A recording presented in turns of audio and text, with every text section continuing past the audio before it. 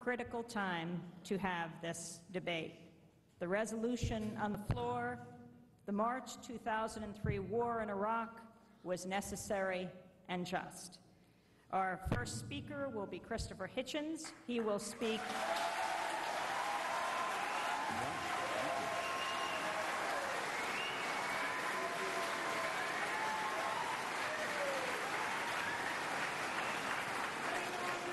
He will speak for 15 minutes. George Galloway will then have 15 minutes to respond. We'll follow the same order for the next two rounds, one of 10 minutes and then 5 minutes. And then we'll have a 35-minute discussion and follow up with 5-minute closing remarks when the order will be reversed. George Galloway is with the Respect Party, MP for Bethnal Green and Bow in East London.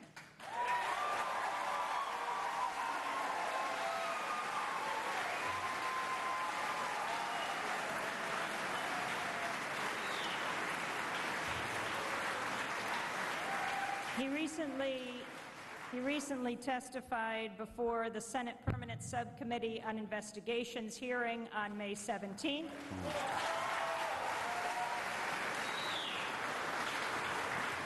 Responding to charges related to Iraq's Oil for Food program. He's the author of a new book published by the New Press called Mr. Galloway Goes to Washington.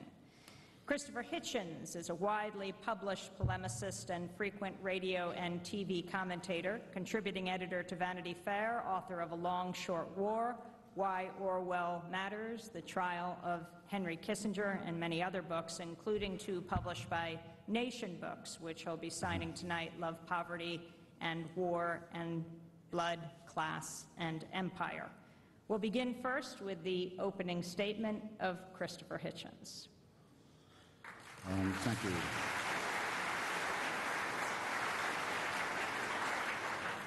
Thank you very much, Amy.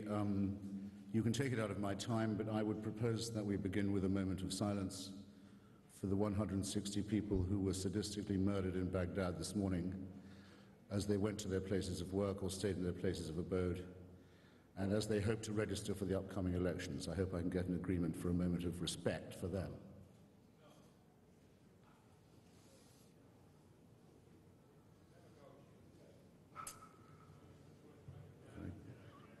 Very good, and I thought those comments were also very worth the hearing. I'm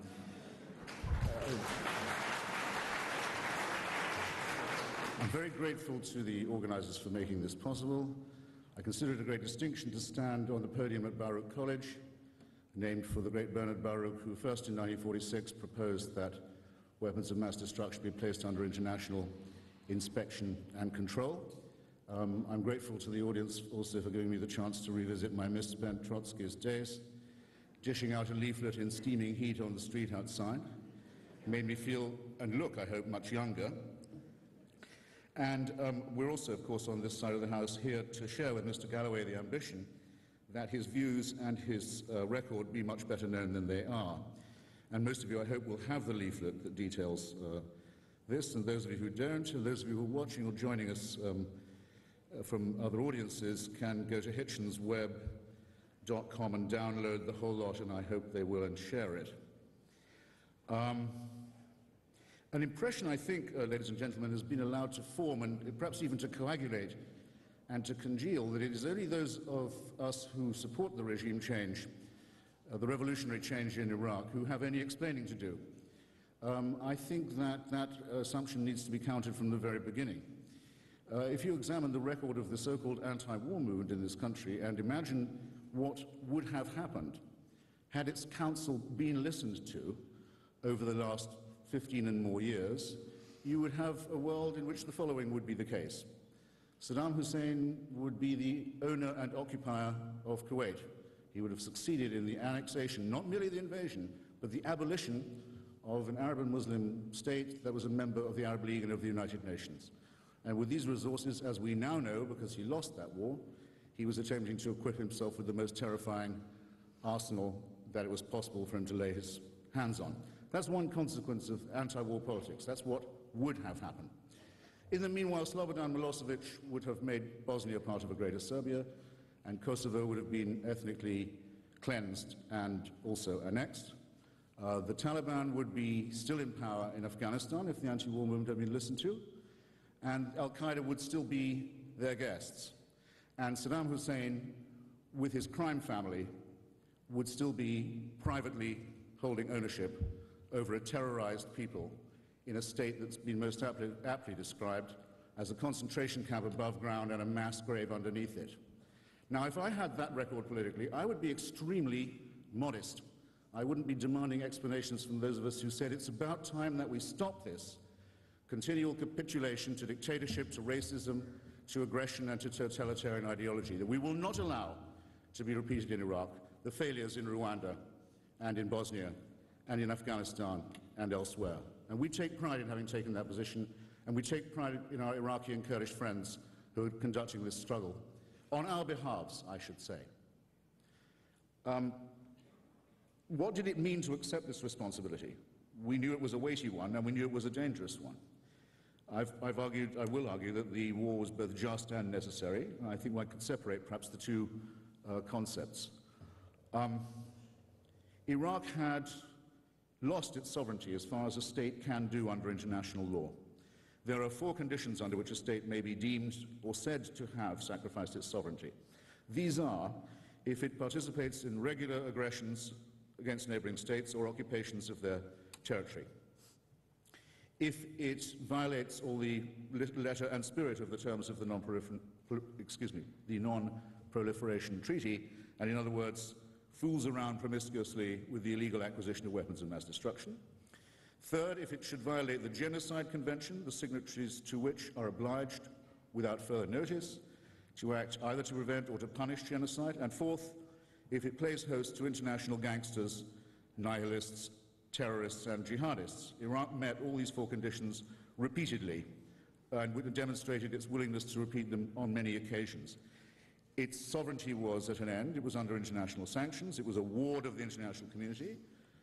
Its people were being starved in order to build palaces for their psychopathic dictator. And it was furthermore imploding as a state and as a society. The divide and rule policy of the Ba'ath Party had led to appalling ethnic and confessional hatreds within the country. An imploded state would have made these worse, and you know who would have invaded then. Turkey would have invaded to try and take Kurdistan. Iran would have invaded to support its extremist Khomeiniite proxies, and Saudi Arabia would have intervened in order to do the same favor for the Sunni and Wahhabist and Salafist extremists. As a matter of fact, all these 3 foreign interventions are taking place at present. All those 3 powers are trying to meddle in Iraq, but we're fortunate, as are the Iraqi people, that there is a coalition to hold the ring and to prevent it from becoming another Rwanda or another Congo, another vortex of violence and cruelty and destabilization and war. And this, I think, again, is a point to take pride in. It was the only responsible course. I'm willing at any point to take questions, and I'm sure I shall be invited to, about my own criticisms of and misgivings about differences with those who conducted and conduct this policy. But on these main points, it seems to me that there's very little room for debate. What are the... oh, thank you.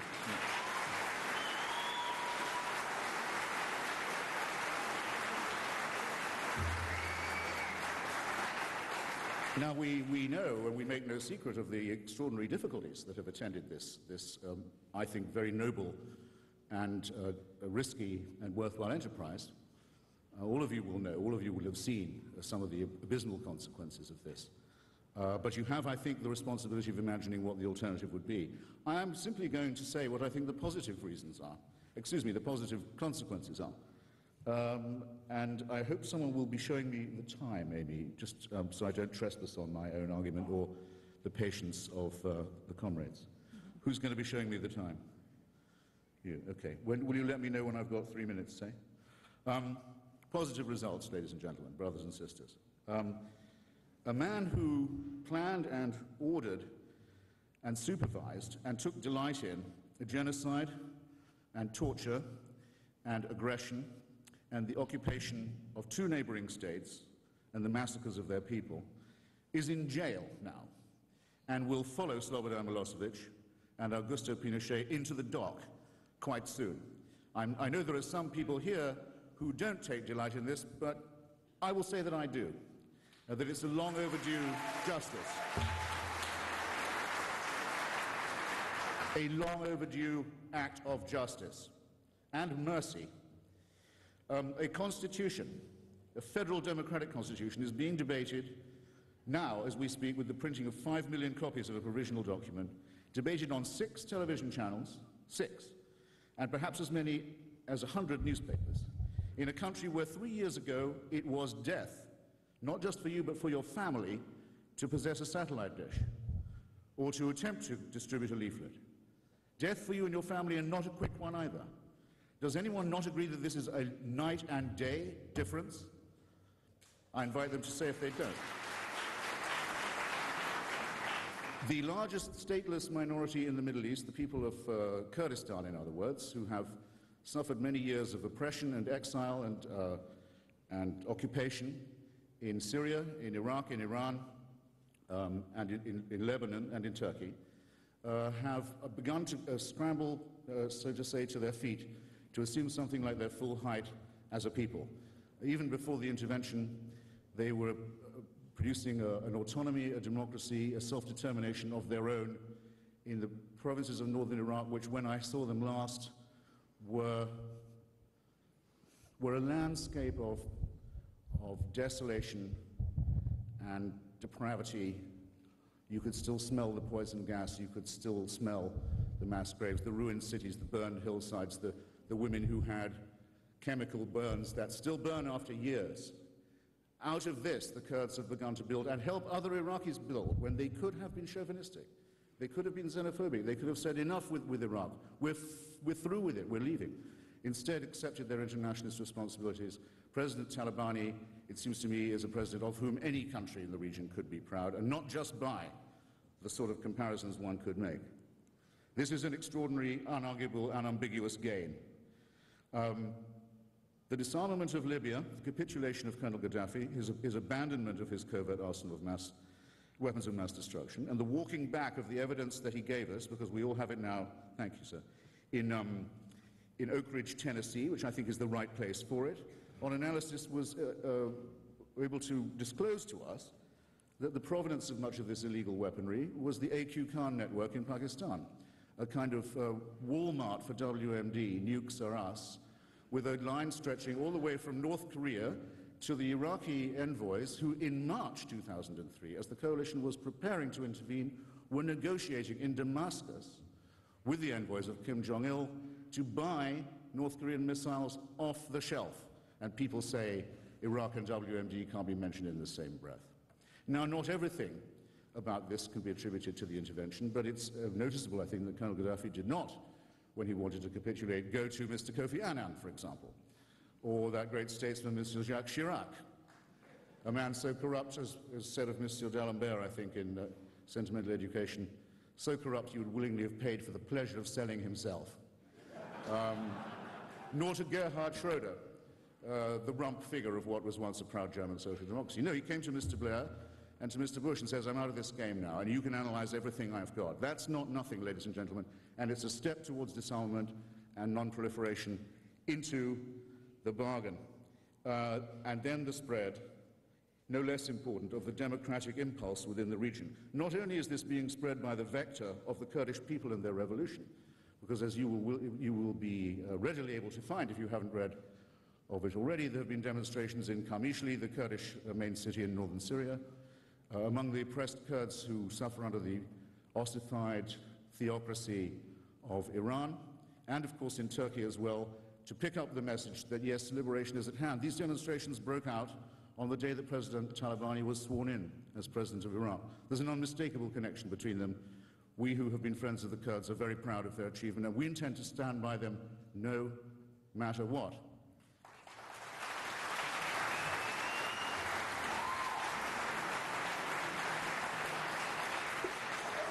I will add that the moral leader of the Egyptian democracy movement, the man who has begun to break open the argument in Egypt, and who suffered a long period of imprisonment during this time and was written to by Nelson Mandela as Egypt's equivalent, has told me, and for quotation, that in his opinion, this new mood in the region would be unthinkable if it was not for the removal of the single worst tyrant who is present there.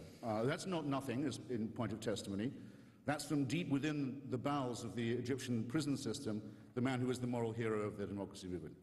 He says, and I agree with him, and he's echoed by Anwar Ibrahim as far away as Malaysia, who is the Malay equivalent, and by the leader of the Socialist Party of Lebanon, Mr. Jumblat, have all stated publicly that this for them is the beginning of the end, the fall of the wall, as they put it. This, I think, is also something to take pride in.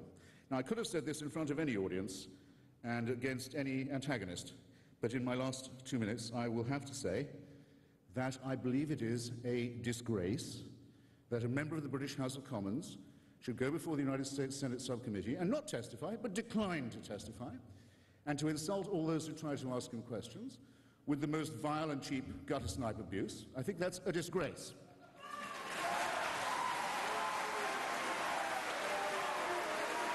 And I've got 1 minute. I've got 1 minute. And it is worse than a disgrace.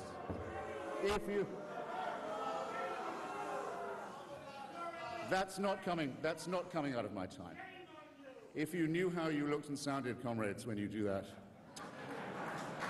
well, the cameras can take care of it. That's not coming out of my time. It is not just a disgrace, it is a crime that Mr. Gaddafi has profited from the theft of money from the Iraqi oil for food program, has told continuous lies about his profiteering from it and the foul associates that he made, at a time when Iraqi children were dying, and 11 billion from this program, 11 billion, went to the murderer and criminal and sadist and fanatic Saddam Hussein. How can anyone who's a business partner of this regime show their face in a city like this and not content with it? Not content with it.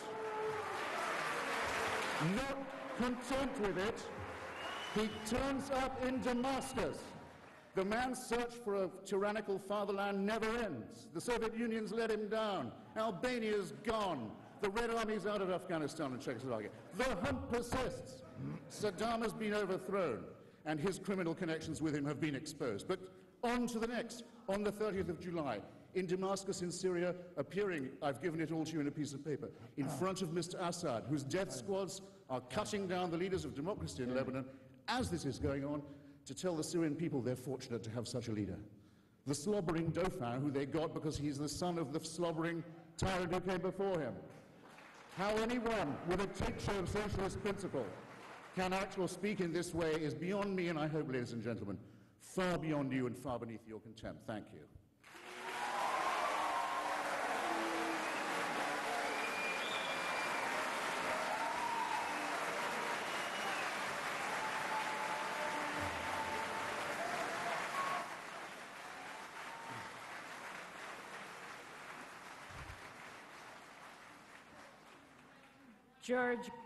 George Galloway, your response. Well, Chair, ladies and gentlemen, slobbering was the note that Mr. Hitchens chose to end on. I'm not sure that was wise. Bring it on. But I want to begin by praising Mr. Hitchens. In Dundee, my home city, at the annual delegate meeting of the National Union of Journalists 25 years ago, the same Mr. Hitchens made a speech in which he praised me and the City Council for what he described as its brave act of twinning the city of Dundee with the Palestinian city of Nablus. He said... No.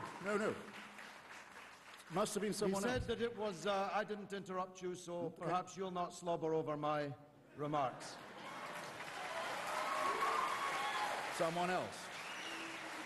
You see, it was very important, Mr. Hitchens' support for the Palestinian people, and it was not easy in 1980. Only a few years before, the Palestinian resistance had seized the Israeli Olympic Games team in Munich and had committed what most people in the world described as an act of mass terrorism.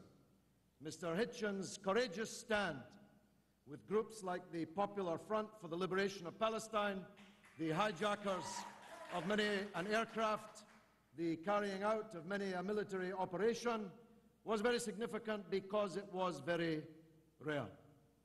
Equally, I want to thank Mr. Hitchens for the brave stand that he made against the war on Iraq in 1991. I want to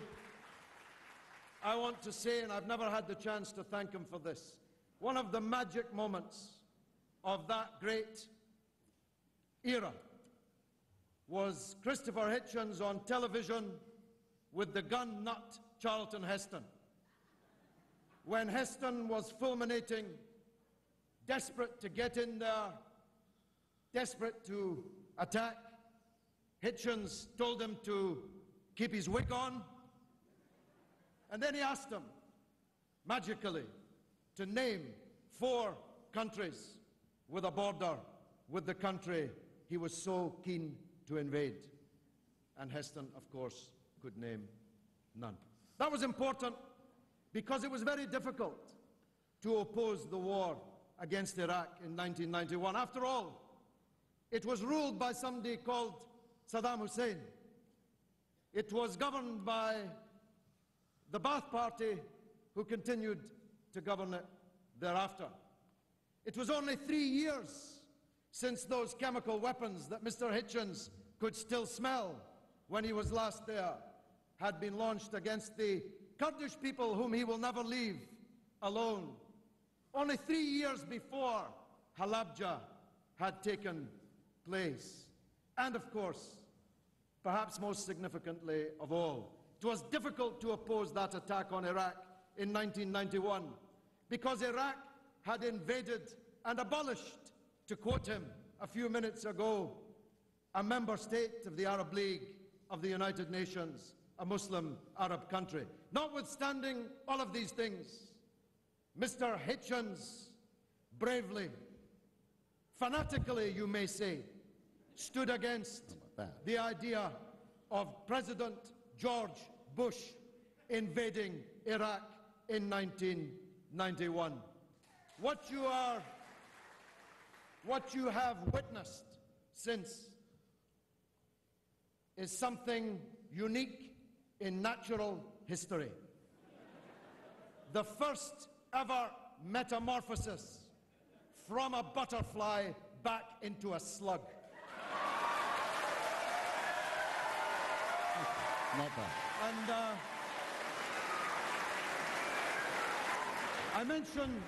I mentioned slug purposefully because the one thing a slug does leave behind it is a trail of slime.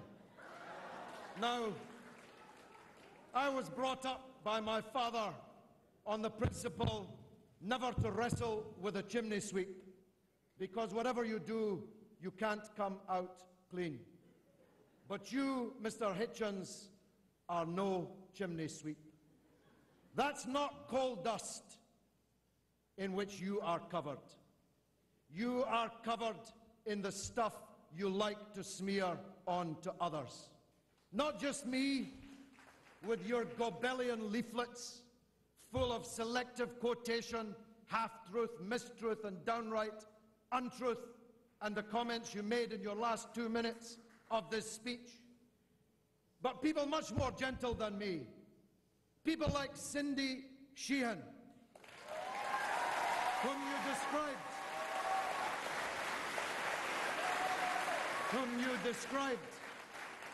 you described as a sob sister, as a flake, as a LaRouche, a woman who gave the life of her son for the war that you have come here to glory in.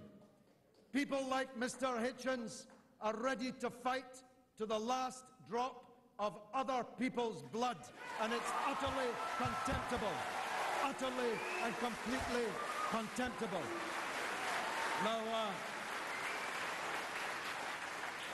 Hitchens makes much, and I know that he will in his next segment, so I shall, to coin a phrase, preempt it, of the nature and character of those resisting the foreign invasion and occupation in Iraq. I spoke last night in Boston, in a hall where many of the leaders of the great American Revolution stood and spoke. My favorite member of the British Parliament has a statue. It's the first one you meet as you walk in St. Stephen's entry. It is a statue of Charles James Fox. He was expelled twice from Parliament for supporting the American Revolution and supporting the French Revolution. Now, some might say Fox was wrong supporting the anti-colonial struggle of the American people. After all, some might say, better be careful what you wish for, Charlie. Maybe one day that independent free country you're supporting the birth of will be ruled by crazed fundamentalists like Pat Robertson and George W. Bush and Dick Cheney and Michael Ashcroft. They might have said, be careful, Charlie. If this country becomes free, it might one day not even be able to pick up the dead bodies in one of its most important cities a week after they've lain there, such is the malevolence and incompetence of the government which will rule it. But Fox would have said no. Fox would have said no. He would have said the American people have a right to be free. Who they choose to rule them is a matter for them. Let them make their mistakes. Let them have their own politics. My country has no right to occupy them any further. Now, I am of Irish background myself. When the Irish people rose in 1916 for their freedom to strike one of the first decisive blows against the British Empire, on which the sun never set, because God would never trust the English in the dark.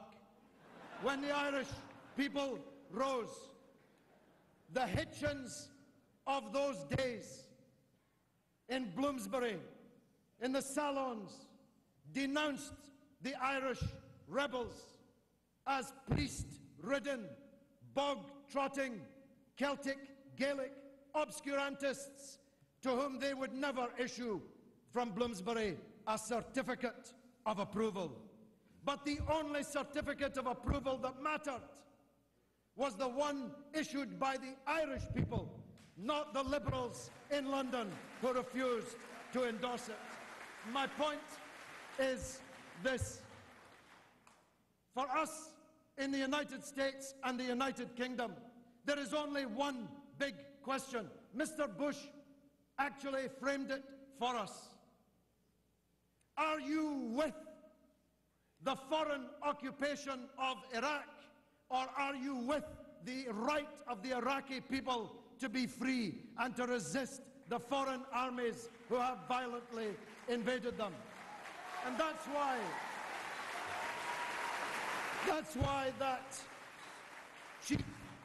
cheap demagoguery by Hitchens at the beginning of this debate got the risible response that it did from this audience. Because he wants you to make a minute's silence for the 145 today, but he can't bring himself to mention the massacre in Tal Afar over the last 4 days in Iraq. He doesn't want to know about the massacre in Fallujah when the American armed forces, brick by brick, destroyed a city and massacred thousands of people. Now this debate, as Amy Goodman said, is taking place at a very important time on a very important subject. This war in which he glories. Although how I wish he'd put on a tin hat and pick up a gun and go and fight himself. How I wish to see that sight. This war in which he glories has cost the lives, according to those well-known Saddamist fronts, the Lancet and Johns Hopkins University, well in excess of 100,000 people's lives, and hundreds of thousands more have been maimed and wounded. And it was all for a pack of lies. There were no weapons of mass destruction. There was no link between Iraq and Al-Qaeda. There was no link between Iraq and the atrocities on the 9th of September, on the 9/11 here in the United States. There was no welcome for the foreign armies that invaded Iraq. Hitchens said they would be greeted by flowers, but there are 2,000 young American boys lying in the ground now, testimony to the fact that they were welcomed by something else. And thousands more wounded, maimed, many of them in wheelchairs for the rest of their lives, testament to the folly of Hitchens and Bush and Cheney and the rest of the neocon gang that dragged your country into this disaster. The international legal and political system has been defaced and disfigured. The world has been made a more dangerous place, not just for us, but for our children and their children, for generations to come. The world has been made a more dangerous place. Hitchens asked us to believe that hundreds of thousands of Western soldiers invading a Muslim country would make less Islamist fundamentalism. He asked us to believe that devastating Iraq and making a Yugoslavia on top of the world's biggest oil field would make the world a safer and more stable place. There is scarcely a sentient being in the land who any longer believes that the war on Iraq was either necessary or just or a good idea.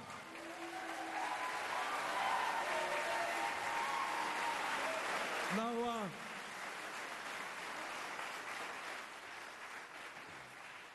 you may very well ask why so many people wanted to come in here and watch and listen to two British guys debating in the United States of America about a war far away. I think the reason is this.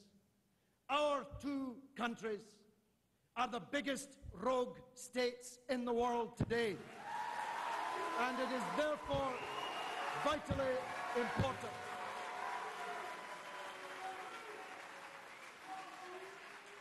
It is therefore vitally important that those who oppose the crimes of our governments on both sides of the Atlantic link hands, link arms, stand shoulder to shoulder until we've rid the world of George W. Bush and Anthony Blair once and for all. Thank you very much.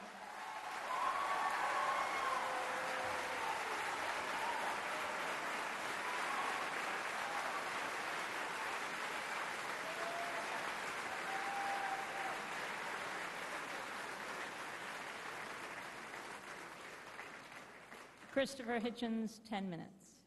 Well, I think I can say that it's a sort of a pleasure to be insulted by Mr. Galloway under any of my identities. I've never made a speech at a journalists' conference in Dundee, for example. I don't know who does Mr. Galloway's research, though I think I can guess. Eamon McCann, he said it on radio in New York on Saturday. Eamon McCann, remember him? I remember Eamon McCann very well. By the way, he gives me the opportunity to say that I've been a lifelong supporter of the reunification of Ireland, and with Edward Said in the early years of the Intifada, as early as '86, published a book which you can still get from New Left Books, Versa, called Blaming the Victims, about the struggle for the full establishment of Palestinian rights.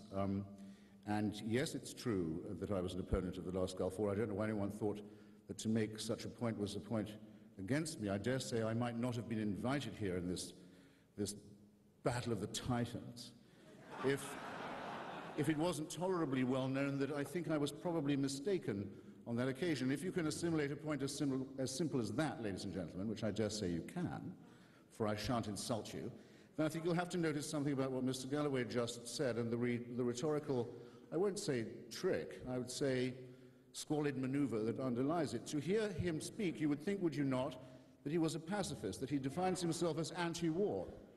Now, how can this be said in good conscience by someone who has just, standing by the side of the dictator of Syria on the 30th of July, referred to the 154 heroic operations conducted in Iraq by the so-called resistance, a resistance that's run, as we know, by a senior bin Ladenist and by many of the former secret police of the Ba'athist regime? How can someone say they're anti-war and they care about casualties, that they praise 154 operations a day? 145. I ask you. 145. He's coming down a bit. Oh, that's what it says in your leaflet. It's not that many. It says anyway. 145 in your leaflet. Let me remind you what some of those operations were. The blowing up by military-grade explosives of the headquarters of the United Nations in Baghdad a few months after the intervention, as it was being tenanted by Sergio de Mello, one of the great international civil servants of our time, who was fresh from, Amy knows more about this than I, but fresh from his role in the very belated supervision of the independence of East Timor from Indonesia and the holding of a free election in East Timor. And the jihadists who murdered him put out a communique saying, we have today put an end to the life of this disgusting man because he freed Timor from Muslim Holy Land in Indonesia. These people are not pacifists, ladies and gentlemen, nor are they anti-imperialists. If you haven't noticed, they call for the restoration of a lost empire, the caliphate, and the imposition of Sharia law on all non-believers within its borders. That's not pacifism. That's not anti-imperialism. And to praise the people who do this,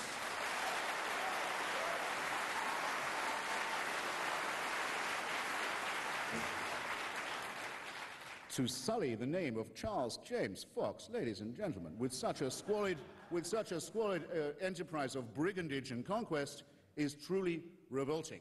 It's almost as funny as Michael Moore saying that the Zarqawiyite resistance in Iraq is for him the same as the Minutemen of the American Revolution. There comes a point, and I think it's come by now, where what people say is self-discrediting, requires no more comment from me. Some of this is funny, okay?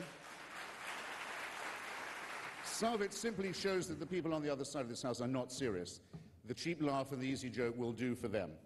Of course it's funny that the authoress of the Vagina Monologues puts Mr. Galloway on the campaign trail with Jane Fonda. Who can't laugh at that? I know a number of women who can't wait, people who used to know Mr. Galloway, to hear a woman talk back to him in any way at all. But the seriousness of it can't be concealed. Now, among the people killed by these heroic operations in Iraq, some of them run from Syria and paid for by the human toothbrush and slobbering Dauphin Assad, Mr. Galloway's new pal. Among the victims of these operations was specialist Casey Sheehan, who was trying to clean up the festering slum of what had once been called Saddam City and was now known to us as Sada City, where the water supply is coming back on. It's taking a while because people keep blowing it up, but it's coming back on. Now, I will put a simple moral proposition to you and see if I've phrased it aright.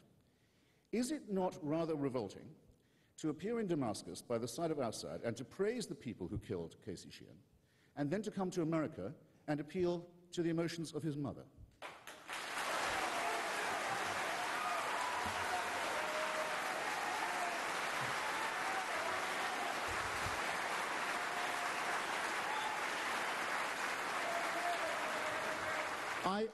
I say sincerely, I didn't think it could get as low as that. And yes, I did criticize the luckless Mrs. Sheehan because she had made a very unfortunate political statement suggesting that she agreed with Mr. bin Laden that George Bush was the murderer of her son, which is not. The son, you exculpate the murderer, you exculpate the killers, right there. They didn't kill him. Shame on you. Shame on you for saying that. Now, she had made an unfortunate statement, which I called her on, and she denied having made it, which was a false claim, and she said that someone else had magically inserted it into her email, which was a claim equally found to be false. All of these claims, ladies and gentlemen, can be found to be false by a moment's checking, if you really believe the crazed fabrication of the figures of 100,000 deaths in Iraq, and if you think that only people who die in Iraq, that the only deaths caused in Iraq are by coalition forces, if you're willing to believe any or all of that, you can simply go to my colleague Fred Kaplan's space on Slate.com. He's a very stern and strong critic of the war, a great opponent of mine. We've had quite a quarrel about it. He's a great writer about science and other matters. It's a simple matter to show this is politicized hackwork of the worst kind. The statistics in that case have been conclusively and absolutely shown to be false. And I invite anyone to check it. Everything I say has at least 10 pages of documentation which I'm willing to share behind it. And you will have your chance to challenge me and pass questions to Amy. Now, I believe that that's really all I particularly need to say, except, don't clap that fast, that's cruel, that's mean. Except to say this about the question of who's who in this war. Iraq is not being occupied by President Talabani. President Talabani was born there. He's had to move a few times. He's seen his villages destroyed and his home bombed and his family shot at and murdered and so on. He's not occupying Iraq. President Talabani is, in fact, the leader of the Patriotic Union of Kurdistan, which is the corresponding member organization of the Socialist International. It is the Iraqi member party of the Socialist International. The Iraqi Communist Party, a party with a great record of bad politics but good civil struggle in Iraq, and with great organization among the women and trade unionists and journalists and workers of the country, has, of course, been a member already of the provisional government and is campaigning enthusiastically in the elections. There are probably some people among you here who fancy yourself as having leftist revolutionary credentials. In fact, I can tell that you do from the zoo noises you make. and the scars you can demonstrate from your long underground twilight struggle against Dick Cheney. But while you're masturbating in that manner, the Iraqi secular left, the socialist and communist movements, the workers' movement, the trade unions are fighting for their lives against the most vicious and indiscriminate form of fascist violence that any country in the region has seen for a very long time. And the full intent of that was, and I'll say it directly, yes, in Fallujah, was to establish a Taliban regime and a safe house for al-Qaeda in Fallujah. That's what we were facing. You think you could fight that without casualties? You're irresponsible. You're ahistorical. We take, on this side of the House, without conditions, we take our side with the struggle of the Iraqi democratic and secular left against fascism. We make no apology.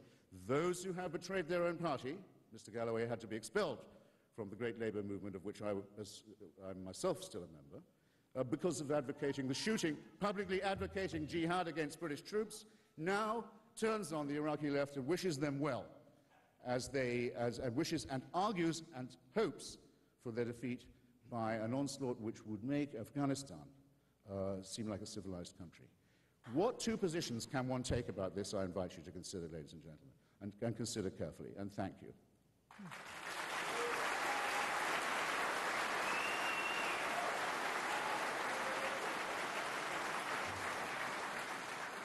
I wanted to see if we could get some windscreens on the microphones here. But failing that, if you could just lower your microphone, Mr. Galloway, so that you don't speak right into it. Great. 10 minutes, George Galloway. Crazed Fabrications, Johns Hopkins University, and The Lancet, the journal of the British Medical Association, check it are out. engaged in crazed fabrications. Politicized fabrications. Isn't that, no, crazed fabrications, you said. Both. Isn't crazed, well, is there anybody really in this hall who believes that really? We don't know what you're supposed to believe yet. You think that the academics from one of the world's finest universities in your own country are crazed fabricators? You think that the Lancet, the journal of the British Medical Association, are crazed fabricators? I mean, how far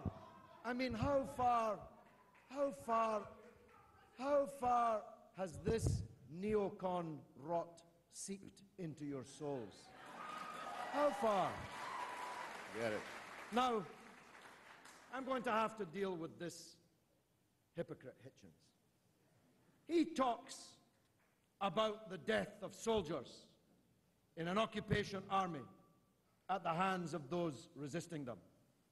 He supported the Algerian resistance in its bitter battle against French occupation, which cost 1 million lives. And he supported the FLN, who conducted the most bitter, unremitting, unrelenting military struggle which would today be described, and was then by the French described, as terrorist. And when Ahmed Ben Bella, the leader of the Algerian Revolution, was asked why he was placing bombs in baby carriages and leaving them in the souk to explode amongst the French forces and their collaborators, he answered, if the French will give us some of their helicopters, some of their aeroplanes, we will give them our baby carriages. Isn't that the same situation today? That Mr. Hitchens' friends are the ones with all the tomahawks, all the Apaches. Isn't it odd that they should choose as the names of their weapons the totems of the Native American population that they remorselessly massacred in centuries gone by? The Iraqi people have only themselves with which to fight this foreign occupation. This hypocrite crying tears for the American army in Iraq supported the struggle of the Vietnamese people from the first to the last, as they killed 58,000 American soldiers in Vietnam. He opposed the American war in Vietnam and supported those fighting against it. Today, he supports the American occupation of Iraq and seeks to slander those fighting against it. Now, there are Al-Qaeda elements in Iraq. Whose fault is that? Who brought them there? How did they end up in Iraq? There were no Al-Qaeda in Iraq before Bush and Blair attacked it. And now every Islamist in the world is either on his way or dreaming of being on his way, descending like spores of anthrax on the gaping wounds in Iraq created by your war. And I'll tell you what, they'll then spill around the world, spreading their jihad exactly as his new, or rather old, friends in Afghanistan did. The Arab Afghans who were sent by the American administration to Afghanistan in the 1980s became Al-Qaeda in the 1990s and into the 21st century. So, Mr. Hitchens' policy has succeeded in making 10,000 new bin Ladens.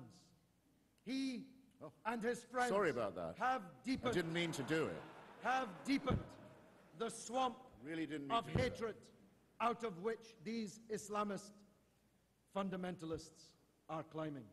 You see, well, somebody laughs. You may think that those aeroplanes in this city on 9/11 came out of a clear blue sky. I believe they emerged out of a swamp of hatred created by us. I believe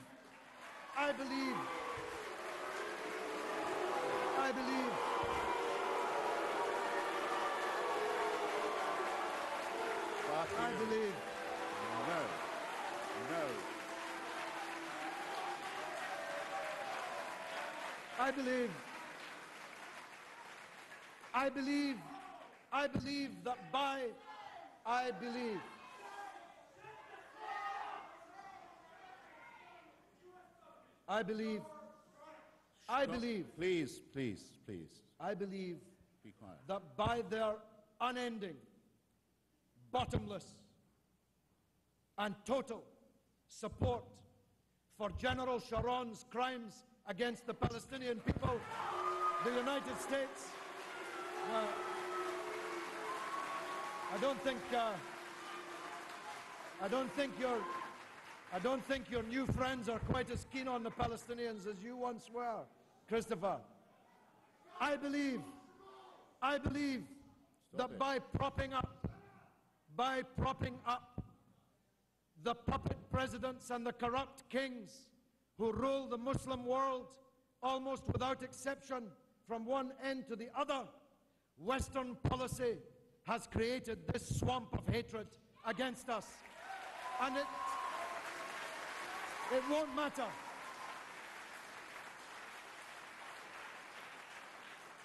It won't matter how many fly swats we invest in, how many Patriot Acts we pass, how many anti-terrorist measures we pass. If you live beside a swamp, no amount of fly swats will protect you from the monsters who will come out of that swamp. We have to drain that swamp by stopping that support for Sharon's Israel, his apartheid wall, his crimes against the Palestinian people. We have to stop. You see, I tell you, there's not many supporters of the Palestinians in your ranks tonight, Mr. Hitchens. I think unless we stop propping up these dictators in the Muslim world, none of whom would last 5 minutes if it were not for the military, political and financial support of countries like yours and mine, unless we stop invading and occupying Arab and Muslim countries, then we will be forced to endure the atrocities that took place in New York on 9/11 and in London on 7/7 over and over again. So if I can't reach your heart, let me at least reach your head in your own interests. Try the wallet. In America's own interests. Reverse your policy towards Israel and Palestine. Reverse your policy towards dictators in the Muslim world. Reverse your policy towards war and occupation. And we can all be safer.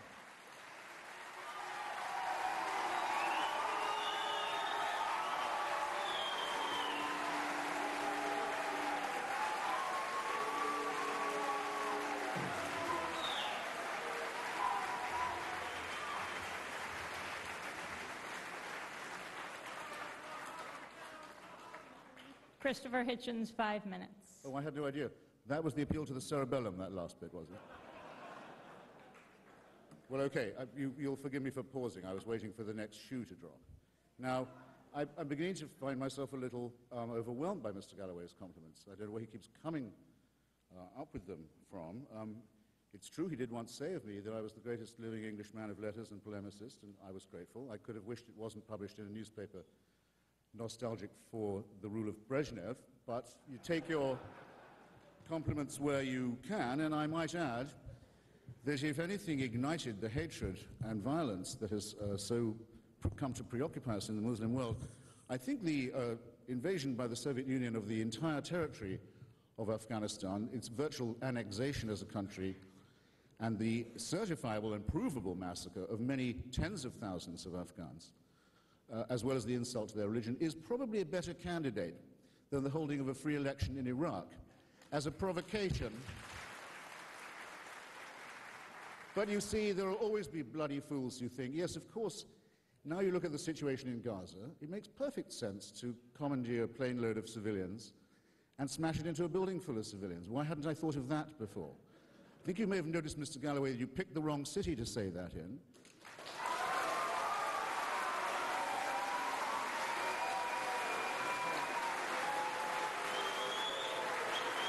And arguably the wrong month as well, because some of us are still mourning. Some of us are still mourning. Please. Some of us are still mourning, among other things, the very large number of Americans of all faiths, including very many Arabs and Muslims, who were killed in that disgusting atrocity. And when you say, if we don't mend our ways, this will happen to us again, if you weren't an ally of Saddam Hussein and Bashar al-Assad, if you had not been an ally of the preachers of hatred and subversion in the region, how dare you say the United States supports the Assad regime in Syria? You say that I have no brief for the Bush administration in this, but it seems to me bizarre that someone should say, fresh from the podium with Bashar al-Assad, the United States supports all the dictators in the region. What is this? We have, in concert, for once I must say, with the French, succeeded in gaining some part of the recovery of the autonomy of Lebanon, which was under a most corrupt and brutal and illegal Syrian occupation. And the leader of the Lebanon Socialist Party, whose father was murdered by Assad, and the leader of the Lebanese Communist Party, whose father was murdered last month by this Assad, and all others hailed it as a liberation. And you say it's like the French taking over Algeria. This is piffle, sinister piffle. The French claim in Algeria was that Algeria was part of France, Algérie française. We do not say Iraq américain, Iraq anglais. We don't, let alone écossais, which it might be if the certain numbers of... no, I'll block that metaphor, excuse me. I came very close there. It's also, I think, a bit much to be told that these Al-Qaeda chaps, these killers and sadists and nihilists and producers of indiscriminate explosions, wouldn't be this way if we weren't so mean to them. Now, it's true some of them, Mr. Zarqawi, their leader, of course, the bin Ladenist leader, was in Iraq before, and was well known to have been in Iraq under the rule of Saddam Hussein, and I can tell you that no one gets in and out of Iraq at that level without the president knowing. And it's also true that a group affiliated with him, the Ansar al-Islam, a fundamentalist group, thought that its main job was to kill the Kurdish leadership in northern Iraq, the elected leadership, which is a strange target, I think, for a holy war. And it's also true that some of them came to Iraq after we threw them out of Afghanistan. Well, that's easy then. Leave them in control of Afghanistan. Don't mess around with these people. Don't make them angry. Don't make them mean. It's your fault. Now, this is masochism, but it's being offered to you by sadists. Okay?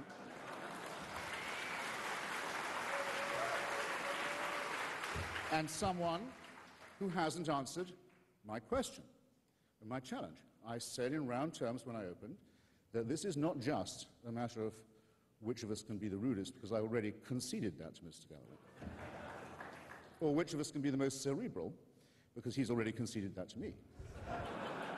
But I said that there's a further grudge between us, which is this. I say that Mr. Galloway discussed the allocation of oil for food profits that stole directly from the Iraqi people and that helped to corrupt the scheme and program of the United Nations. I say he discussed that personally with Mr. Tariq Aziz in Baghdad at least once. And if he will put his name to an affidavit that formally denies that, we can have done with this business. But if he does not, it's going to haunt him on every stop of this tour and all the way back to England and everywhere he goes to raise the flag of jihad in the Middle East. This I promise you. I promise you. George Galloway, 5 minutes. Bring me the affidavit, I'll sign it now. Very it's good. A complete lie. It's a lie like the other lies on your leaflets that you were handing out like an idiot on the street before this meeting. It's a lie. Buy my book. If you don't want to buy it, go to the website of respectcoalition.org and read it. I've already dealt with this. It's a lie. Nobody ever discussed oil allocations with me. Not Tariq Aziz, not anybody. I've already said it under oath, never mind an affidavit, No, you've not. under oath on pain of imprisonment in front of the US Senate. Word That house. smokescreen will not wash. You want me to run through the dictatorships you're supporting? Do you want me to Yes, run? sure. Yeah. Yes? Why not? Well, that is masochism. That really is masochism. You Well, want me to run through the dictatorship in Saudi Arabia? Yes, get on with it. No. Do you want me to deal with the dictatorship No. in Saudi Arabia, the prison state? Do you want me to run through the family business more Corleone than Sainsbury's that runs Kuwait? Do you want me to run through the dictatorship in Egypt? He has the gall to claim the election in Egypt as a fruit of the massacre of hundreds of thousands of people in Iraq. Hosni Mubarak got more votes in the so-called free election last week than he got in the election he admitted he rigged 6 years previously. And you want to call that democracy? You talk about democracy in Lebanon, your Cedar Revolution. It wasn't democracy they were demanding in the square of the Cedar Revolution. If there was democracy in Lebanon, Sheikh Nasrallah, the leader of Hezbollah, would be the president of Lebanon. But he can't be. Very interesting. He can't be the president of Lebanon. No Muslim can be the president of Lebanon. You've got to be a Christian to be the president of Lebanon, even though only 20% of the population of Lebanon are Christians. And how did that come about? Because the United States Marines waded ashore in Beirut in 1958 to impose that constitution on the people of Lebanon. You have the gall to talk about dictatorship and democracy, Mr. Hitchens.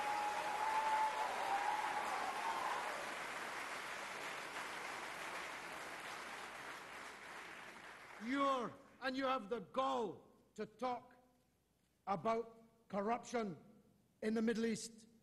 Your president and his father are complicit to the tune of millions and millions of pounds in the corruption of the Arabian Gulf, in Saudi Arabia, with the Carlyle Group, with secret Saudi investment in the failed business enterprises of George W. Bush.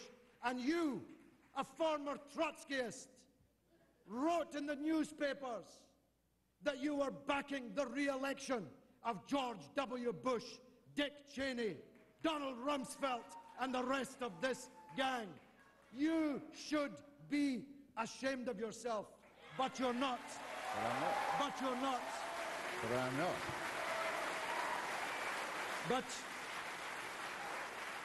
But you're not ashamed of yourself at all.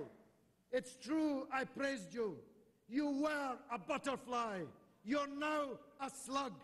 You did write like an angel, but you're now working for the devil, and damn you and all your works.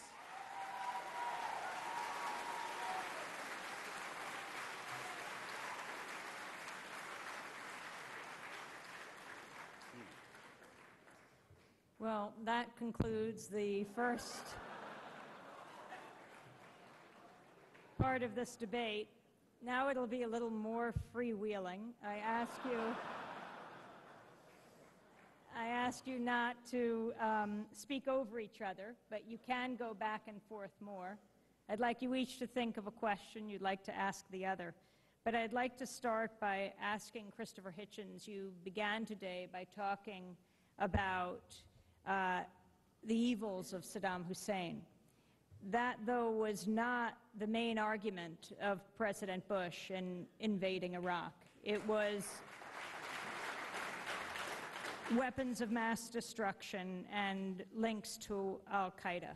Would you say that he engaged in a systematic campaign to deceive the American people and the world?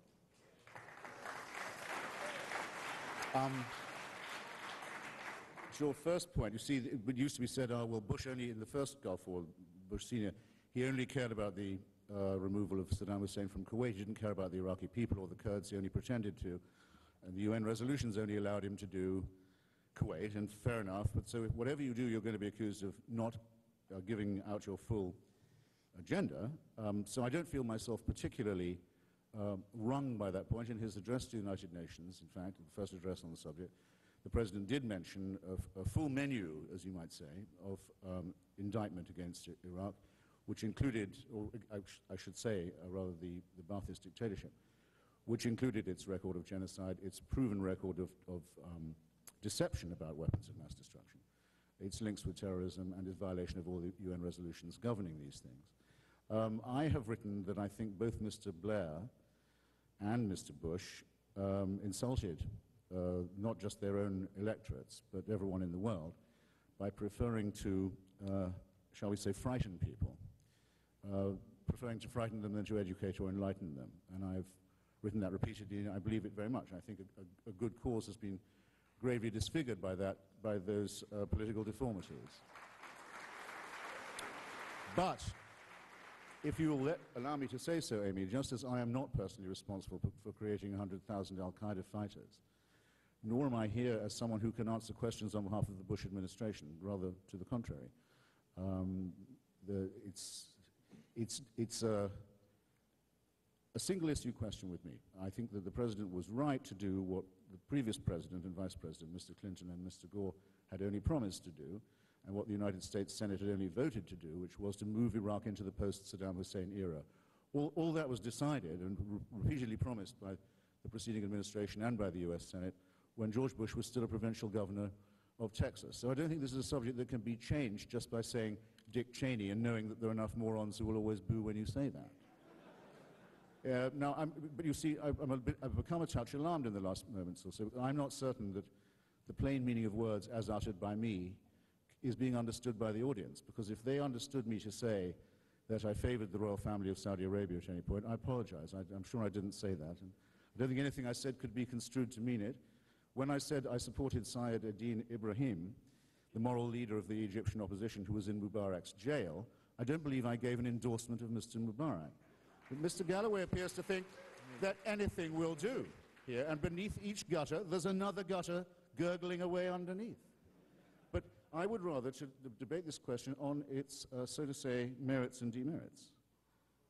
Now, just on this point of weaponry, if you have, as you do have in the case of Saddam Hussein's Iraq, a regime that has used chemical and biological weapons against some of its own inhabitants in Khorasan, against Iran, several times, that has run an elaborate method of concealment that offered Mr. Tariq Aziz, Mr. Galloway's best friend, I think he told the Senate, Senate subcommittee, I think he said best friend or very close friend, man he's met 12 times, spent Christmas with, Mr. Tariq Aziz has offered, and I have an affidavit on this, and we will get one from Mr. Galloway too, and put the two together. The UN Chief Inspector for Iraq was offered $2 million in Tariq Aziz's office face-to-face to change his inspections. We knew that dummy sites were run up for UN fools to inspect, and we know that material was buried and moved, and we know that scientists were terrorized and told that their families would be lavishly killed if they cooperated with any inspection. On this knowledge, of which I'm sorry to say I am the prisoner, I cannot not know this, any more than I can not know that Saddam was trying to buy weapons off the shelf from North Korea. On the basis of this establishable, provable knowledge, who is going to say, well, let's give Saddam Hussein the benefit of the doubt if he says he's not fooling around with weapons now? What responsible leader of any democracy could face his people later if that bet turned out to be wrong and say, well, I had every reason to think he was on the level. Come on, get real, be serious on this. And your response to Colin Powell saying that his UN speech was a stain on his record? Your response to Colin Powell saying that his UN speech, making the case of weapons of mass destruction, was a stain on his record? Just a minute response, if you would. I don't give a damn what Colin Powell thinks about anything. I never have, and I never will. I think I've noticed that having been for a long time the most overrated public figure in the United States, he's running for the nomination to most overrated man in the world, but I don't really care.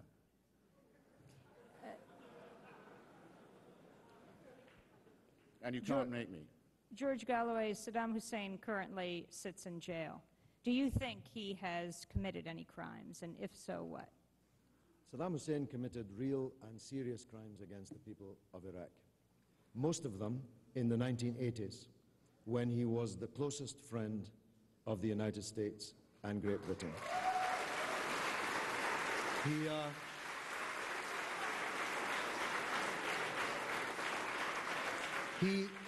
He invaded Iran at the behest of the United States and Britain in a war which killed 1 million people on either side, a war in which chemical and biological weapons were used by both sides, sold to both sides by countries like Britain, America, and West Germany. He killed, massacred Kurdish people in Halabja. I was one of those who demonstrated against it. Mr. Tony Blair, nor any of his cabinet, participated in any of those demonstrations. Because then, the Ba'athist regime in Iraq, against whom I was resolutely and actively involved, were the best friends and customers of the then allies, United States and the United Kingdom. Saddam created a killing field in Iraq. Like all dictatorships, one of the Goebbelian tricks that Hitchens has performed this evening with his little leaflet is to try to give you the impression that in my book, I'm not the only one. I come out in favor of Saddam Hussein. In fact, I denounce him in the most withering terms. But you wouldn't get that from the leaflet that Hitchens has given out this evening. So, not only do I think that Saddam Hussein committed real and serious crimes against the Iraqi people, I said so at the time he was committing them. I was denounced for saying so at the time he was committing them as a communist troublemaker, disrupting the profitable relations between Iraq and Britain. Amy, I'm sorry, I have to.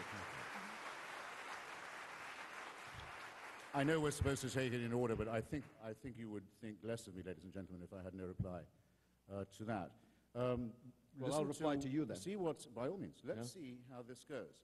Mr. Galloway claims that at a certain period in the 1980s he was supporting Iraqi Democrats and protesting against Saddam Hussein, knowing what he was capable of, knowing what he had done, knowing the genocide, for example, committed in Kurdistan, and knowing of the aggressions and the chemical weaponry that had been deployed in Iran. He says he knows that.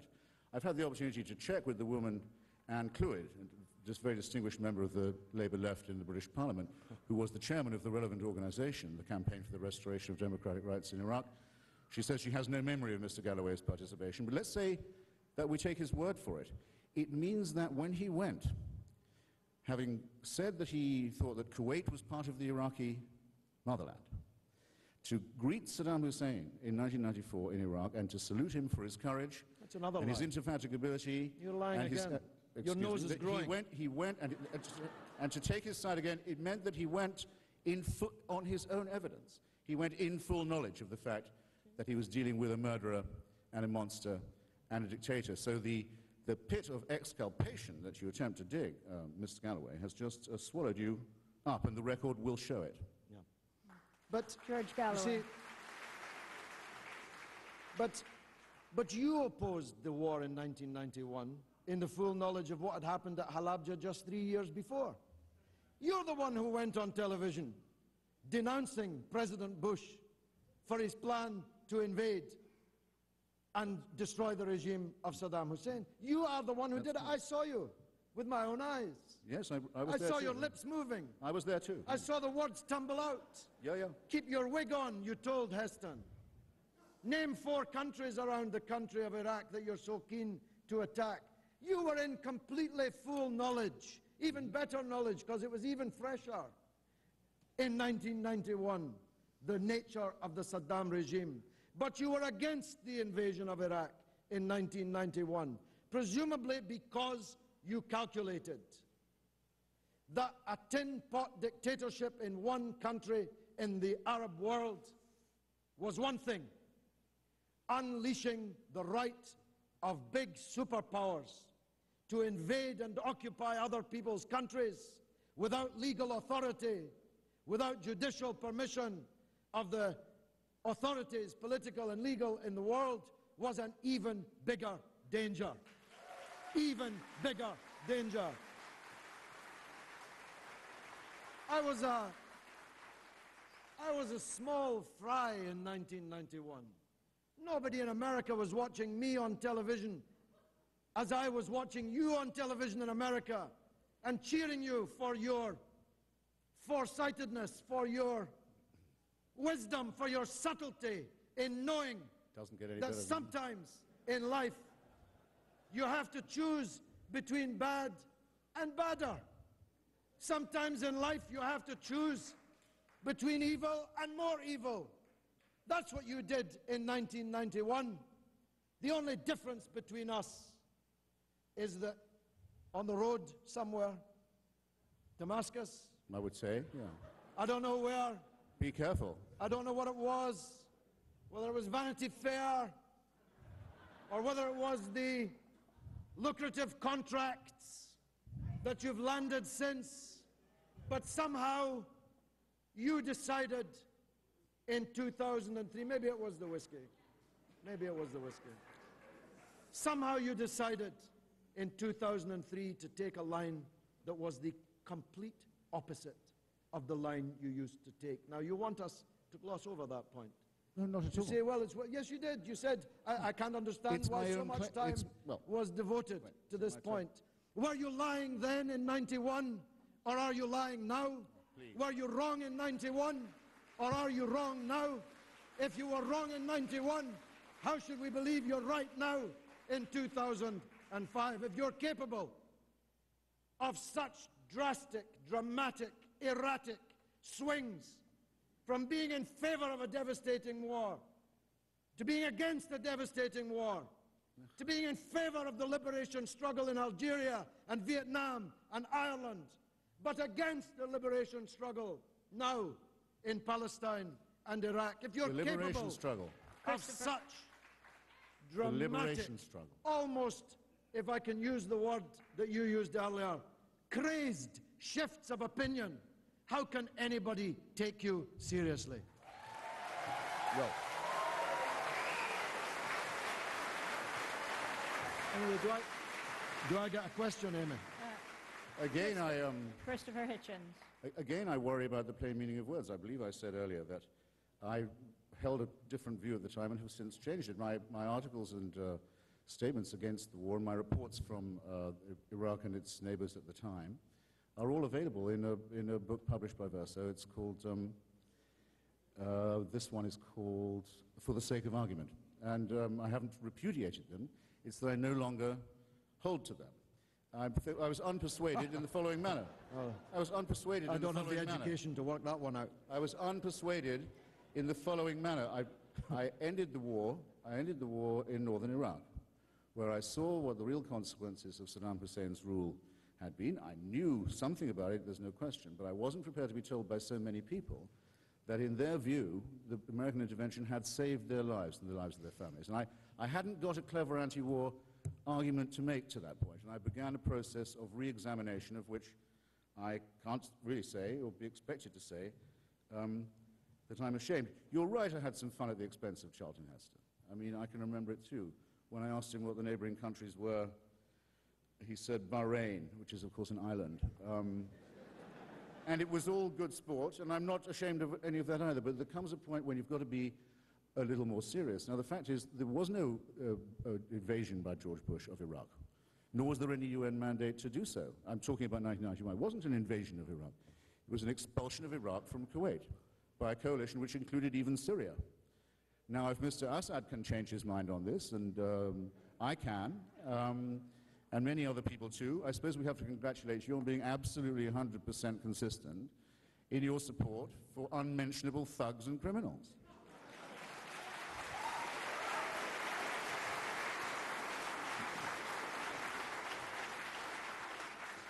What about the issue of a timetable withdrawing from Iraq or withdrawing immediately or not withdrawing?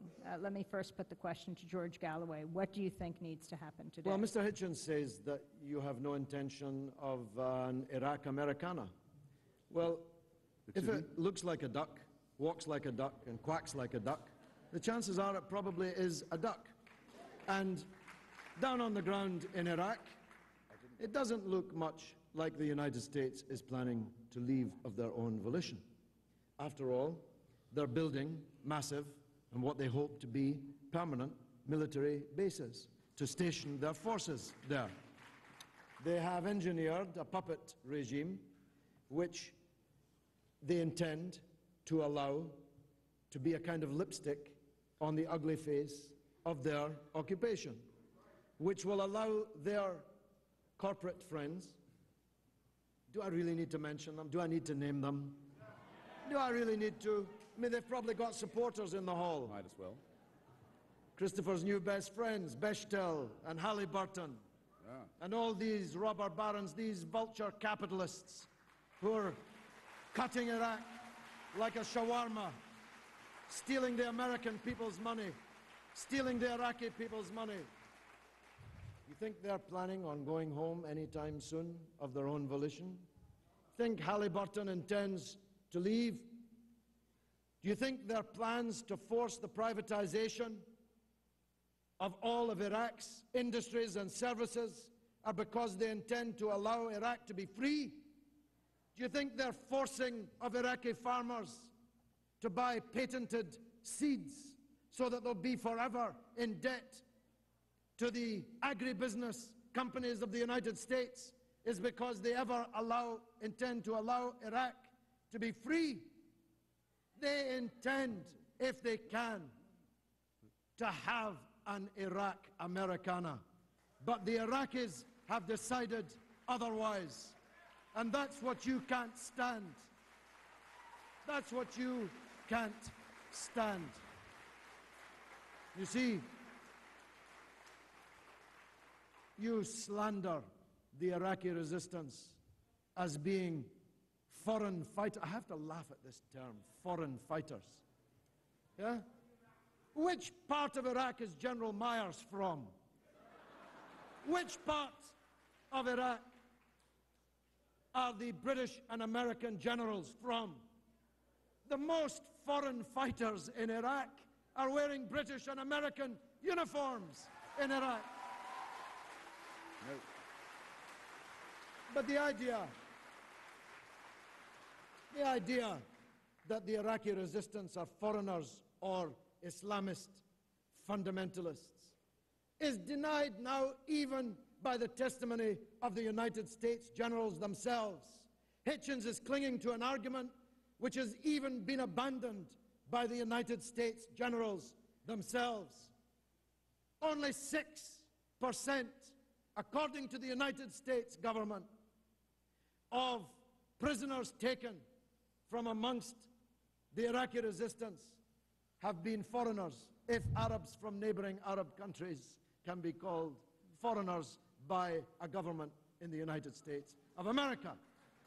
That means that 94% of them are Iraqis. Now, you should know better.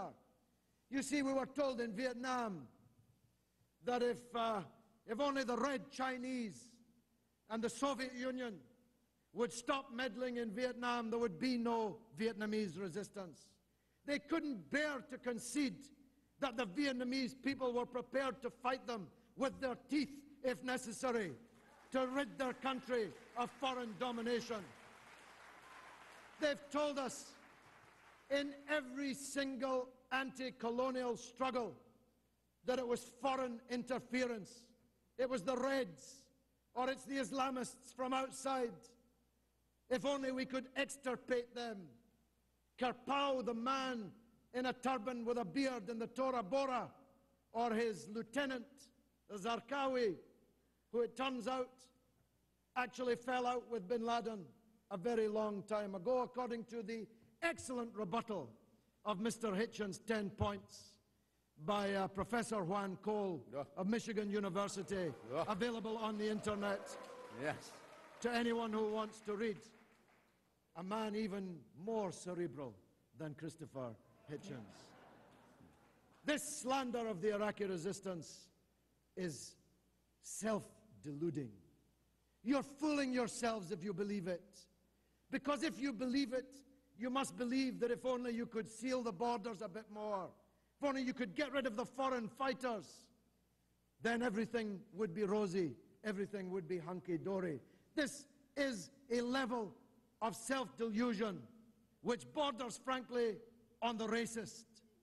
The vast majority of the people of Iraq are against the American and British occupation of their country. Your own friend, Coburn, writing from Iraq recently, said so. The vast majority of Iraqis want this occupation to end.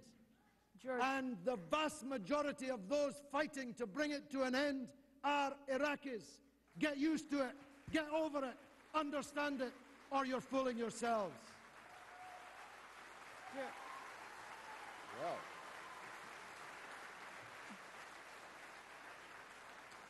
George Galloway, with one word, do you think the U.S. and British forces should be withdrawn immediately? Not only do I. Only a word. Only a word. You want one more? Yes or no? Oh, yes. Okay,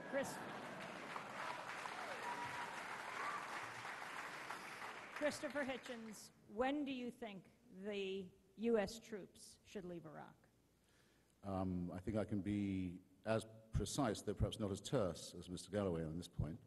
And I should thank him, by the way, for eliciting, or allowing me to elicit, or you, perhaps, ladies and gentlemen, to elicit from him what I feared, but didn't hope, but in other words, a full declaration of support for the campaign of sabotage and murder and beheading that has taken the lives of brave journalists, demolished the offices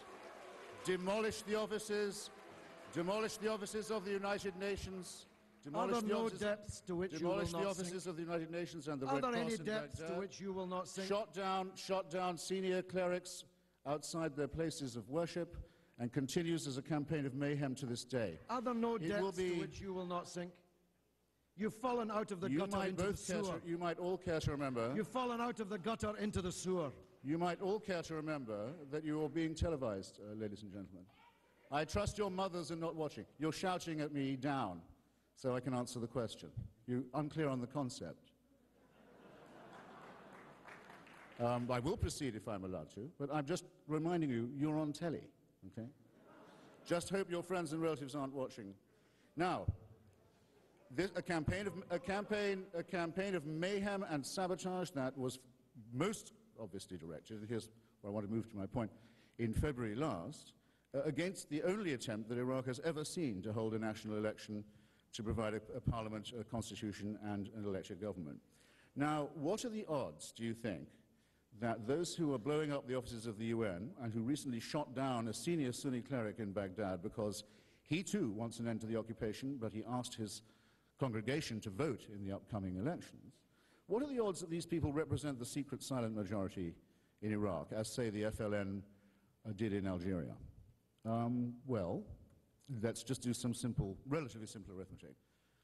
In the 3 Kurdish provinces of Iraq, there is really not a single sympathizer either of the Ba'ath Party or of al-Qaeda. It can be taken as a certainty that we know at least 20% of the population consider this resistance to be a fascist pest and have committed their heroic armed forces, because there is a rebel army in Iraq.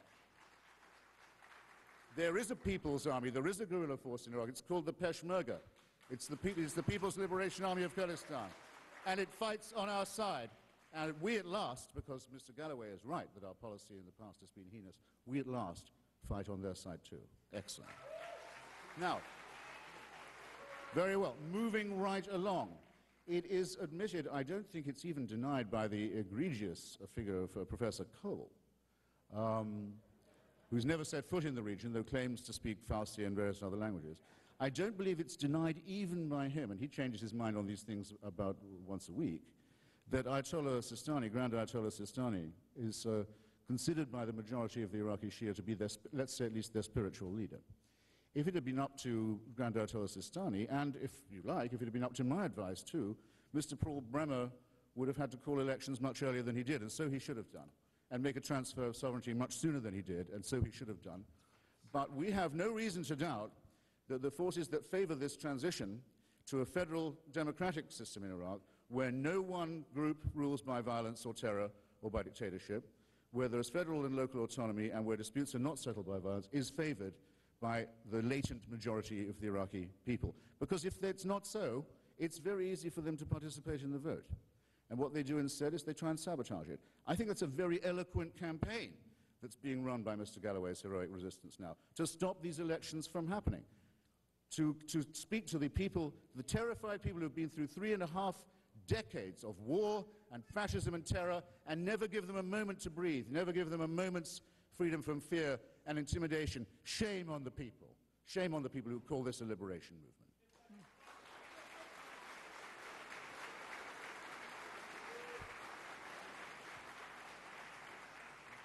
Christopher Hitchens, what about the costs of this war at home? I've just come from New Orleans.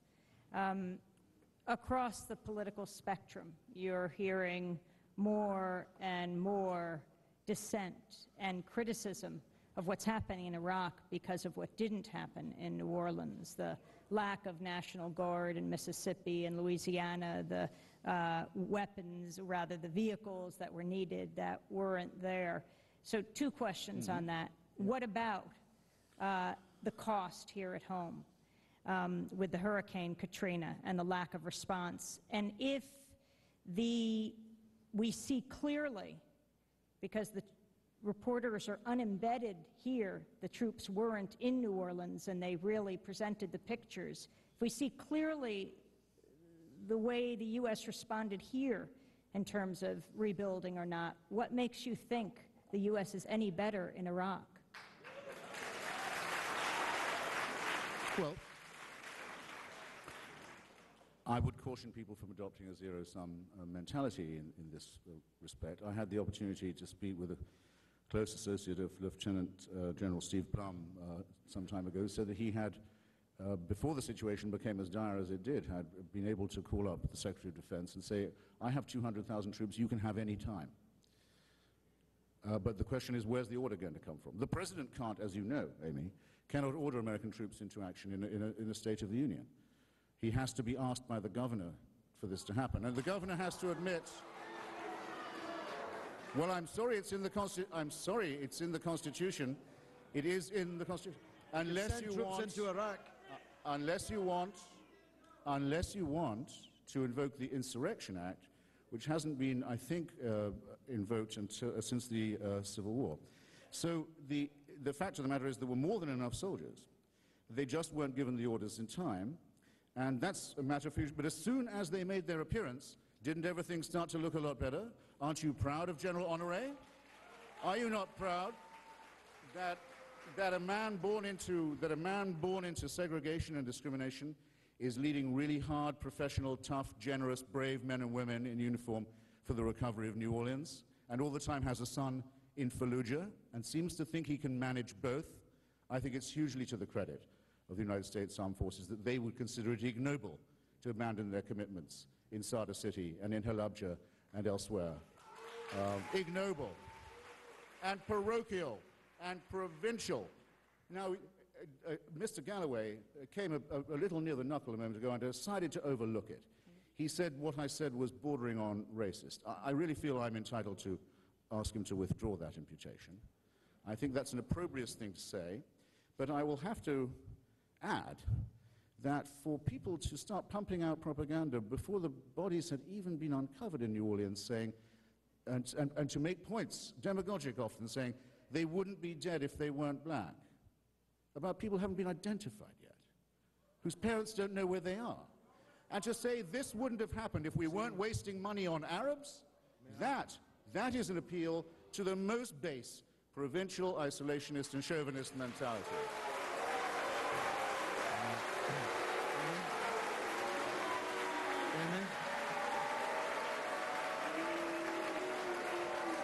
You're on TV. Galloway. You're all on Amy, TV. I'm so glad Mr. Hitchens gave that answer. You see, this is where it ends, isn't it?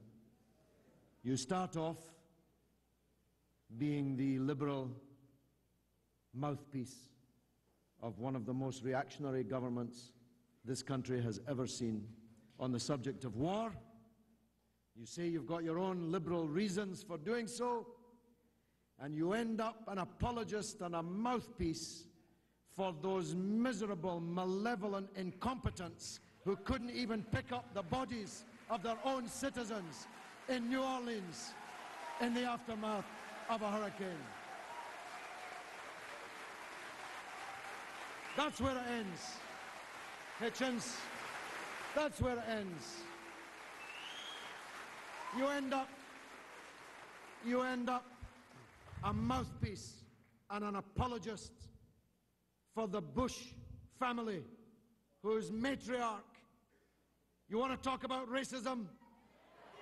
What about Barbara Bush? What about Barbara Bush, who took a look at the poor, huddled masses in the Astrodome and told us they'd never had it so good, who told us they were better off than they'd ever been, underprivileged people now in an Astrodome, the only problem with whom, she said, was that so many of them wanted to stay in Texas. You know, Hitchens, you're a court jester. You're a court jester.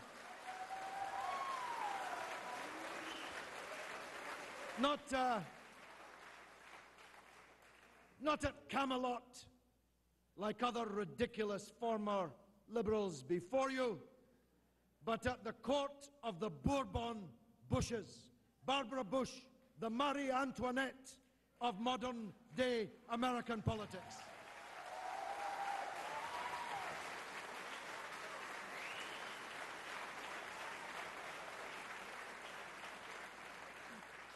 Well, I think I have to say a quick word, Amy, if I may. I mean, this is all good knockabout stuff, but I must say Mrs. Bush Senior does remind me of, I think it was Lady Diana Cooper, who was once stopped outside Claridge's Hotel in London as she was waiting under the umbrella for the Daimler to be brought round after a ball.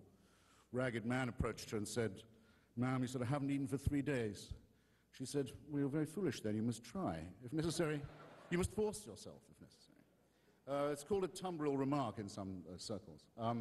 Yes, I don't know where the Marie Antoinette cake shop was in the Astrodome, but if you notice, I didn't say that I defended the President's record on this, and I've written very critically about it already for all of you to read in Slate magazine. What I will not have said is that we should go to a refugee woman in Biloxi and say to her, "Do you realize the Arabs have stolen the money that should have come to you?" And we have no right to put the poor against each other in that way and to betray our internationalism, and we have no right whatever to insult the tremendous performance of the United States Armed Forces once they were put into action. And I will add one more thing. The 82nd Airborne and the 1st Air Cavalry, so far from being distracted by Iraq, have learned in Iraq matters of civil reconstruction, water distribution, purification, culture, that have been extremely useful to them in New Orleans. I would advise you not to jeer these men and women while you're being televised, ladies and gentlemen. I would advise you not to do it. The shame is yours, I'm awfully sorry. I meant to have said that before, in any case. Yes, and we will bring Sada City back too, and we will rebuild Halabja. Yes, we will. And not only that, the Army Corps of Engineers has just finished building a new extension of the Kabul to Kandahar highway in Afghanistan. That's what the Army Corps of Engineers have been doing, which means that the journeys between several major cities in Afghanistan, which used to take days over rocky and dangerous roads, are now much easier, and a triumph of humanism has occurred. If I was a less patient person, I would get the impression that someone was trying to shut me up here. Don't even think about it. What I say doesn't require your endorsement and isn't drowned by your zoo noises, because I'm on C-SPAN now, and all they can hear is you baying. They can make me out all right, so just give it up, okay? Simmer down. Or let me put it like this, it takes a bit more than that. It takes a bit more than that, tough guys and gals, to shut me up as well. Now, the word warlord is quite often used when we discuss Afghanistan, which is a country we haven't talked about enough, whereas I say the Taliban would still be in power if the anti-war movement's advice had been heeded. What is a warlord? A warlord is someone who can control a piece of road by force, who can, with a few brigands, roll a rock into that road and say, "You don't pass without paying tribute to me." Warlordism is one of the seedbeds of the swamp that Mr. Galloway describes that breeds terrorism. If you can build solid, wide roads that directly connect the cities, you abolish brigandage and warlordry. Are you in favor of abandoning Afghanistan to warlordage and brigandry again and see what happens? I do. I heard a few yeses. I thought I might. You already have. Anything's better than imperialism, Exactly right? what's happened. Well, consider carefully what you may be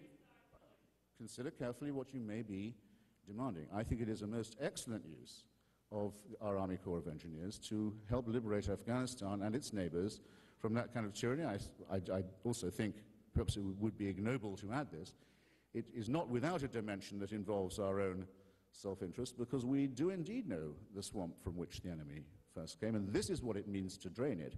That and swatting the mosquitoes, I'll have to add. Killing them, in other words, poisoning them, putting them down. Knowing an enemy when we see one, treating an enemy like an enemy, recognizing that we have a deadly foe, not surrendering at the invitation of a courtier of sadists. I'm not a member of the Bush entourage. I've never appeared on a public platform with a dictator. I never have, and I never will. I couldn't face you if I had that on my record. It must be some sordid kind of displaced guilt that makes Mr. Galloway want to throw out accusations like this. I've never done that. And to come fresh from embracing these blood-stained bastards and to say to you, it's your fault that these people hate you, is more than we should be expected to take. Well, Before you each give your closing 5 minutes, I wanted to ask each of you, Christopher Hitchens, and then I'll ask you a question about the media, George Galloway. But Christopher Hitchens, as you've changed your views over time, do you feel that the media is friendlier to you? I'm just trying to think. No, I was a columnist for, say, Vanity Fair, which is, I think, where most of my readers follow my stuff, before I resigned from The Nation, for example, and I didn't, as it were, get that job by quitting The Nation. I have a feeling I know the imputation of what you're saying, but I think I probably wouldn't be the best judge in my own cause. I can see the editor of The Nation magazine sitting in the front row. I feel fairly confident that if you asked him, he would not say that I left the Nation in order to improve my salary prospects. But, and I frankly think that's a bit of a waste of a question. But if...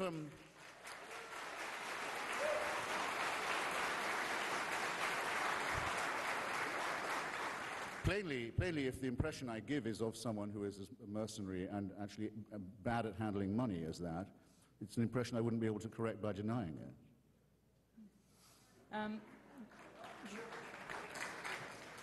that was a bit of a waste of an answer. Well, I don't know about you, Amy, but I'm beginning to think this debate is running out of steam a little. Yes, I have the same impression. If Mr. Hitchens agrees, it might be that we should begin to think about winding it up.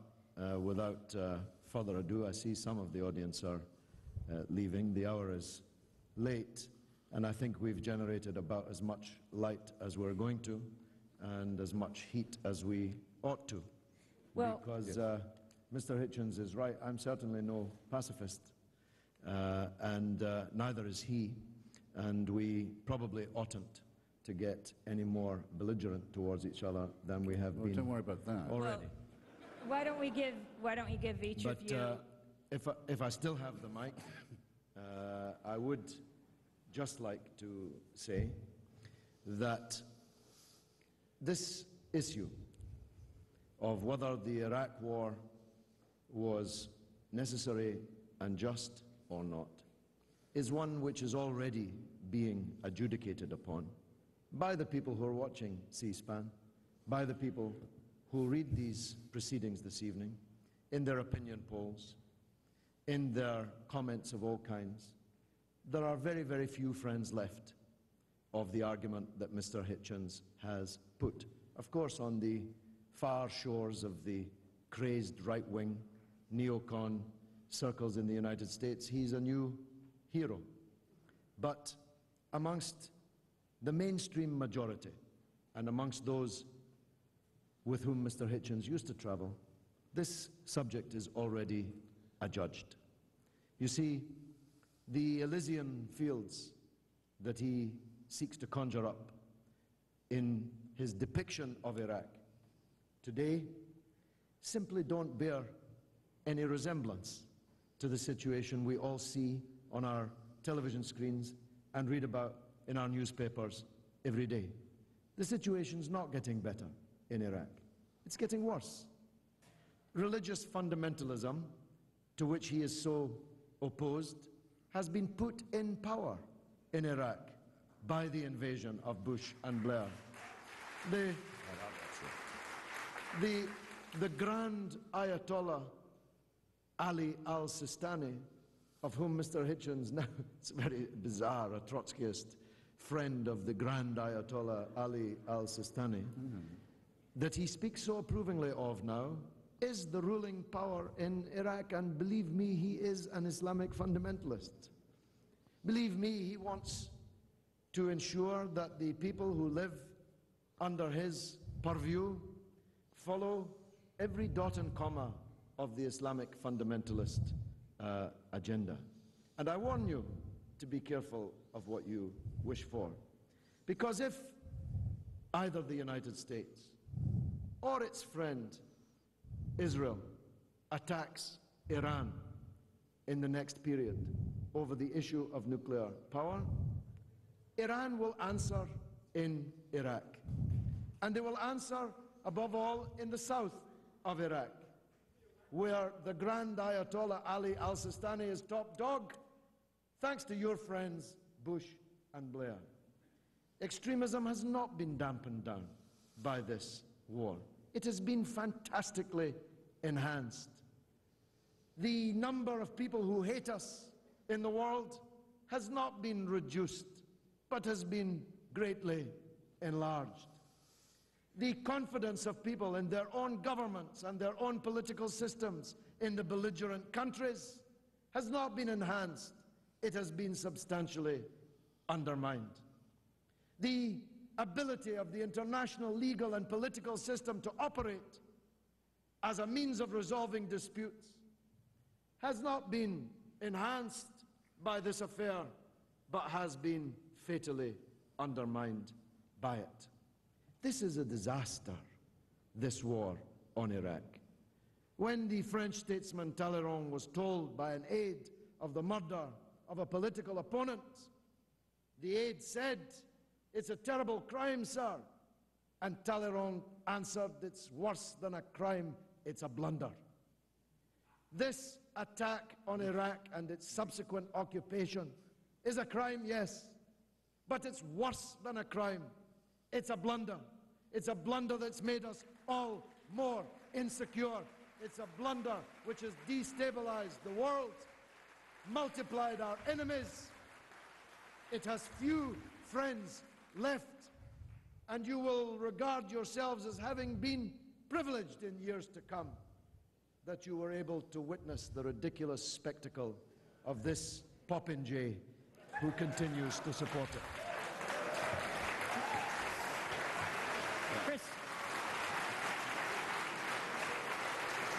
Christopher Hitchens, the final 5 minutes. Well, I do share Mr. Galloway's feeling that our debate or our exchange may have passed the point of being pointful. I can't object to being called a popinjay, since the principal definition is that of a target for archery and shot, No, it's not what which I dare say I've brought upon myself, and certainly feel I've well earned in Mr. Galloway's case. I'll just have to say, since even from the chair there was a question, as it were, about my motive in this, then I think I can describe it fairly simply. And it was rather fairly put, in fact, by my great antagonist, Harold Meyerson, the editor of the American Prospect, in a recent article. He said Mr. Hitchens' motivation for being involved in this appears to be his old friendship and solidarity with the secular Iraqi Kurdish left forces. I thought, well, that's nice, because just for once someone has got right how it was that I made some new friends. Didn't lose the old ones unless they wanted to desert me. But I will tell you that some of the admirers on the MoveOn.org world that I may have lost are well worth it in exchange for the comrades I have made. And once Mr. Galloway may have enough in his memory as a socialist, the name that he's begun to disgrace so gravely, so horribly, to remember that if you take a position of solidarity with your comrades, you take it win or lose, up or down. You don't say, well, I'm sorry, comrades, brothers and sisters, I'm going to have to desert you now, because they might say, well, why is that? And I might say, have to tell them, well, because Michael Moore says so, or because Cindy says so, or because someone's offered me some oil for food money to do so, and I'm not going to do it.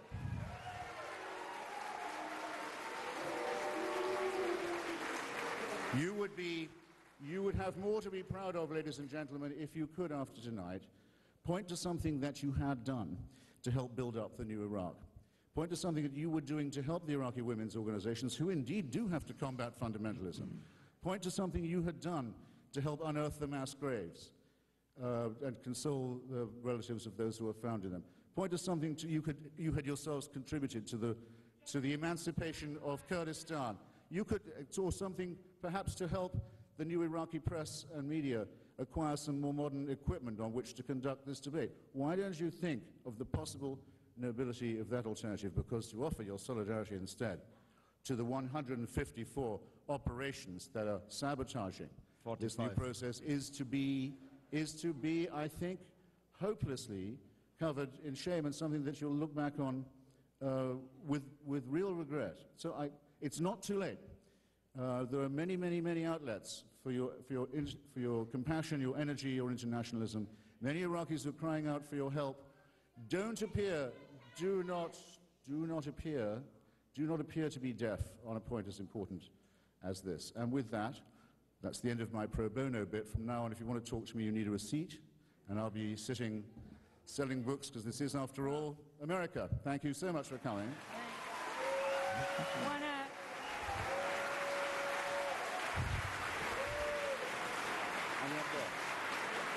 Thank you very much for coming out tonight. George Galloway will be signing copies of Mr. Galloway Goes to Washington. Christopher Hitchens will be signing Love, Poverty, and War, and Blood, Class, and Empire. I'll also be signing The Exception to the Rulers. You can form 3 lines here. You can get your books at the back, at the Haymarket book table, in the lobby, or right here. Thanks very much for being with us.